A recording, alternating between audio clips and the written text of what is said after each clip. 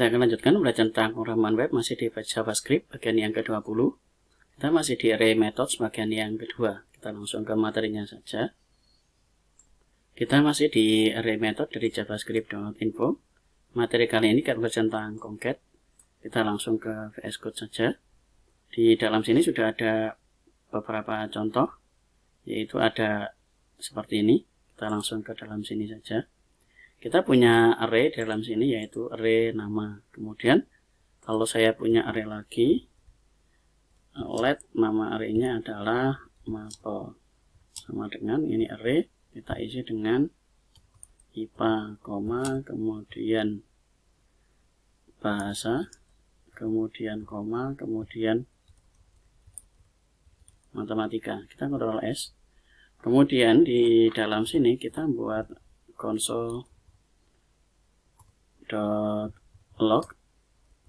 Kita akan gabungkan, jadi yang ini coba kita komen, yang tidak kita perlukan untuk belajar. Kita komen dulu. Kemudian yang satu lagi berapa ini?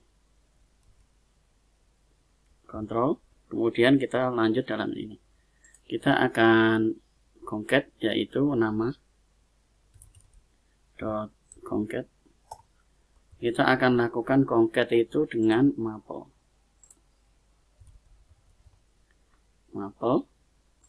Kita Ctrl S. Kemudian kita akan lihat hasil di dalam sini. Nah, sekarang di dalam concat ini ada Budi, Joni, Tejo, Siti, IPA, kemudian bahasa, dan matematika.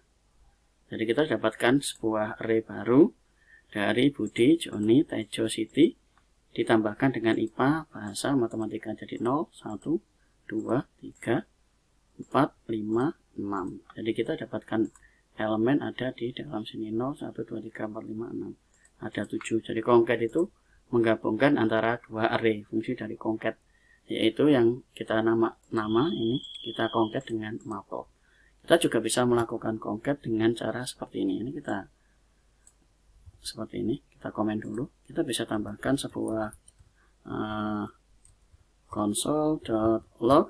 Kemudian kita cari nama array yang akan kita concat atau kita gabung. Di dalam concat ini kita akan tambahkan sebuah array, yaitu di dalam sini. Misal saya tambahkan IPS, kemudian saya tambahkan lagi di dalam sini yaitu PKN. Saya tambahkan lagi koma, saya petik sejarah. Kita Ctrl S. Kemudian kita akan lihat hasil di dalam sini. Jadi ini ada IPS, PKN, sejarah. Kita bisa menambahkan dengan cara yang seperti ini. Kita buat dulu array-nya, atau langsung kita buat array di dalam concat-nya. Jadi kita bisa menambahkan concat, kemudian baru array-nya diisikan di dalam kurungnya ini, atau array-nya ini kita taruh di dalam variabel, sehingga dalam sini cukup menambahkan variabel seperti contoh yang ada di dalam sini. Nah, itu array penggunaan dari concat. Berikutnya kita akan coba, kita komen, kita Ctrl S. Kita akan coba materi berikutnya, yaitu for each. Di dalam sini for each. Cara penggunaan dari for each ini adalah nama, kemudian for each. For each.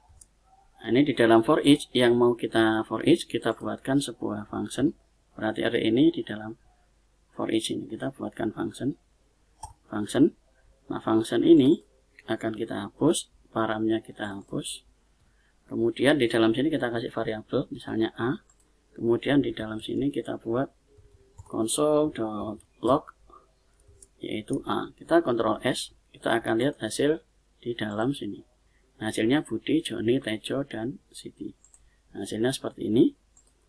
Itu cara penggunaannya. Ini sama persis dengan yang biasa kita buat, yaitu kita menggunakan for. Di dalam sini for, kemudian indeks dari 0, indeks, array length. Array length ini kita akan isi dari nama array-nya, yaitu nama, kemudian length, indeks, kemudian di dalam sini kita siapkan console.log, kemudian nama array-nya yaitu nama, kemudian indeksnya adalah indeks. Kita Ctrl S. Nah, yang ini kita komen. Kita Ctrl S. Hasilnya sama, Budi, Joni, Tejo, Siti. Nah, ini sama dengan kita melakukan seperti ini dengan kita kontrol garis miring menggunakan dari for each. Nah, for each ini bisa kita ringkas juga menggunakan arrow function, yaitu nama, kemudian dot for each. Kemudian di dalam for each kita akan buatkan sebuah variabel yaitu A, kemudian panah, kemudian kita siapkan console.log yaitu A. Kita Ctrl S, kita akan lihat hasil di dalam sini, Budi, Joni, Tejo, Siti. Nah, ini menggunakan arrow function. Jadi perhatikan penggunaan di dalam sini, variabel ini digunakan untuk menyimpan. Jadi menyimpan ketika dia di looping, dia taruh dalam A, baru kemudian A-nya ditampilkan di dalam sini. Jadi dia mengambil, disimpan dalam variabel A. Sama dengan seperti ini, kita buat A untuk parameternya, kemudian parameter ini digunakan untuk menampilkan. Jadi pengulangannya disimpan dalam variabel A, nanti variabel A itu ditampilkan menggunakan variabel A. Nah, itu penggunaan dari for each yang perlu diperhatikan. Berikutnya, kita akan lanjut penggunaan dari array method selain for each. Kita akan gunakan filter. Nah, ini filter materinya di bawahnya dari searching array. Jadi ini for each, kemudian kita scroll ke bawah, kita akan ketemu dengan filter. Nah, bagaimana cara kerja filter? Kita akan tambahkan di dalam sini. Kita akan komen dulu. Kontrol, kemudian garis miring. Di dalam sini ada sebuah array yang isinya adalah objek. Objek namanya Budi, Joni, Tejo, Siti. Kemudian ada nilai IPA, bahasa, dan matematika. Nah, ini kita bisa filter mana yang mau kita tampilkan. Caranya adalah di dalam sini kita akan buat array-nya. Array yang di atas ini adalah nilai. Berarti kita panggil nilai, kemudian dot filter. Nah, di dalam filter ini kita akan masukkan ke dalam functionnya, yaitu kita buat function, kemudian ini kita hapus, parameternya ini kita isi dengan A untuk menampung dari objek yang kita buat. Di dalam filter ini kita akan isikan if, kita buat if saja, if A ini objeknya, kita akan cari yang nilai IPA-nya itu di atas 80. If dot IPA lebih besar 80, kemudian di dalam sini kita akan gunakan console.log, kemudian kita isi dengan A. Kita Ctrl S, kita akan lihat hasilnya di dalam sini. Nah, ini hasilnya adalah Budi, di mana nilai IPA-nya ini 90. Berikutnya adalah Siti, nilai IPA-nya 90. Jadi kita bisa melakukan filter mana-mana yang perlu ditampilkan dan mana-mana yang tidak menggunakan cara seperti ini. Nah, kalau kita ingin tahu namanya ya tinggal titik A dot nama. Kita Ctrl S, kita akan lihat hasilnya. Nah, ini Budi, Siti yang mempunyai nilai IPA lebih besar 80. Ini jangan bingung dengan A. A ini sebagai pengganti dari objek karena dalam sini ini dimasukkan. Jadi hasilnya dari filter itu harus dimasukkan ke dalam suatu wadah. Nah, wadahnya ini kita beri nama A. Jadi kalau ini kita tulis wadah ya tidak apa-apa. Kemudian di dalam sini juga kita tulis dengan wadah. Nah, cuman yang nggak terlalu panjang, maka saya ganti saja dengan A. Nah, jangan bingung dengan ini. Kita juga bisa menggunakan ini dengan menggunakan arrow function. Caranya adalah kita akan tambahkan sebuah arrow function di dalam sini, yaitu nilai dot filter. Kemudian kita buka kurung.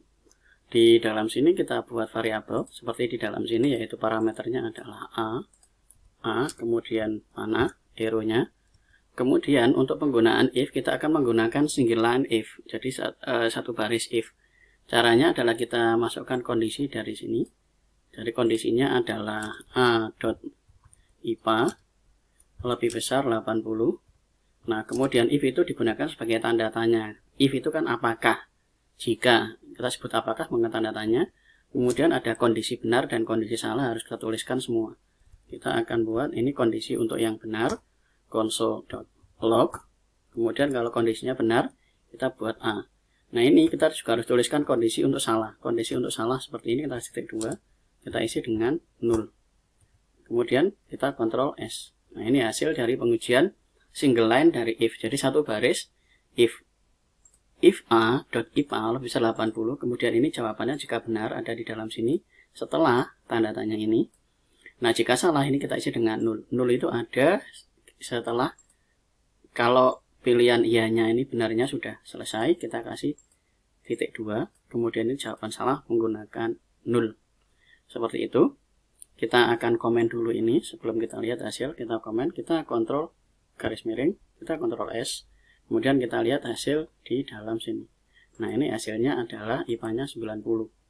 Untuk atas nama di dalam sini yaitu Budi dan Siti. Jadi kita bisa menggunakan filter, menggunakan arrow function. Kita sudah belajar menggunakan function seperti ini, boleh.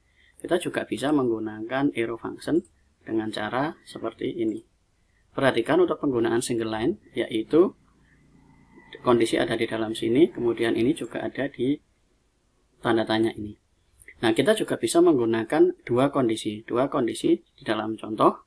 Kalau ini coba kita komen, kemudian kita tampilkan console log-nya, console.log, kemudian nilai. Kita Ctrl S, kemudian kita akan lihat hasil di dalam sini.